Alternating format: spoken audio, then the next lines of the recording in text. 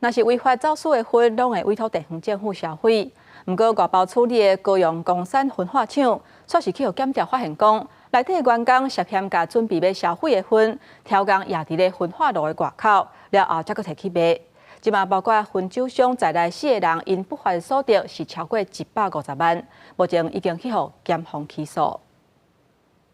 检方提供的监视器有翕到公山焚化厂的粪扫吊车，伫业界所在夹一寡物件，本来爱等入3号焚化炉，角度煞偏煞去到寮口边仔的平台。这个物品内底好亲像有偷藏私烟。检方查出厂内有3个吊车操作员，为111年到反等年2月，用这种方法甲爱销毁的烟偷出去卖。利用轮值操作吊车之机会，分批夹取违规烟品，洒落在监视器无法录制之平台周遭，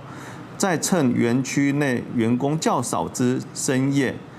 非值班期间，进入该平台窃取违规烟品。偷摕烟每50条装做一箱，一箱以6000块卖予烟酒商，对方各以1条200块的价格卖予唔知影的民众。4个人不法获利加起来拢总超过150万。冈山垃圾焚化厂促参合约相关规定尚未达到足以终止契约的条件，这个部分中区资源回收厂会处